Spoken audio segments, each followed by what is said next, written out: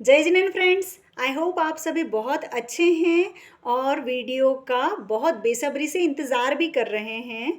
मैं यह और वह की बुक सीरीज़ में आप सभी का स्वागत मैं मेघा जैन करती हूँ।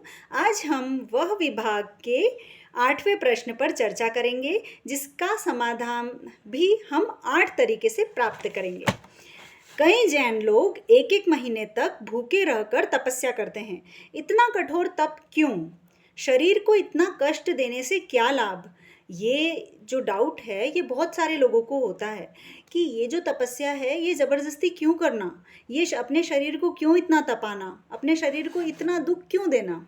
तो इसका समाधान हम प्राप्त करते हैं। पहला समाधान है, सभी जैन एक एक माह के उपवास नहीं कर सकते तो नहीं करते। जिसकी जैसी शक्ति, इच्छा, अवसर होता है वैसा उतने दिनों का उपवास वह कर सकते हैं तो वो कर लेते हैं। दूसरा समाधान, जैन धर्म में तप के मुख्य 12 प्रकार बताए गए हैं, यानी 6 बाह्य और 6 आभ्यंतर।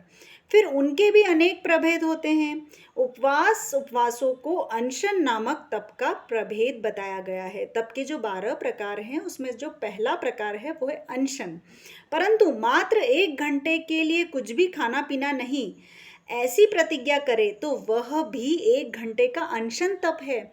यानी आप सोचिए कितना बारीक धर्म है ये। अगर आप 1 घंटे तक भी कुछ खाते और पीते नहीं हैं तो वो 1 घंटे का फल भी आपको मिलेगा, क्योंकि वो भी आपका तप हुआ। तीसरा समाधान है, आत्मा से पूर्व में ही बंध चुके कर्मों को आत्मा से पृथक यानी कि अलग करने का जो कार्य है वो तप करता है, अतः तप आवश्यक है। चौथा समाधान है, उपवास करने से शरीर में कृशता आती है। इससे इसकी चर्चा अलग होती है कि जैनों में उपवास ही तप है, परंतु स्वाध्याय, ध्यान, कम खाना, स्वादिष्ट वस्तुओं का त्याग करना, ठंडी गर्मी यानी आदि परिसर को सहन करना, ये बहुत प्रकार के तप बताए गए हैं। पांचवा जो समाधान है वो है, जीव अपने उत्पत्ति स्थान पर पहुंचकर अपना शरीर बनाता है और उस शरीर में व्याप्त होकर रहता है। तप करने से शरीर दुर्बल बनता है तो इसका दुख शरीर को नहीं होता। जीव अपने शरीर की ममता पर नियंत्रण करता है तो तप करता है। अपने शरीर को दुर्बल होता देखकर भी वह जीव दुखी नहीं होता। इस आत्मा में रहा हुआ मोह कर्म आत्मा को शरीर की ममता के लिए प्रेरित करता है और आत्मा अपने शरीर की ममता को नियंत्रित करता है। इससे आत्मा में पूर्व के बंधे हुए कर्म ढीले होकर आत्मा से पृथक होते हैं। शरीर अपना है ही नहीं तो शरीर से ममता क्यों? क्योंकि हर जन्म में आत्मा को नया शरीर मिलता है। छठा समाधान है, सभी 12 तपों में मुख्य बात यही है कि जीव आत्मा अपने मोह कर्म के विपरीत कार्य करता है। इस कारण आत्मा में बंधे हुए पूर्व के कर्म ढीले होकर आत्मा से तेजी से अलग होने लगते हैं।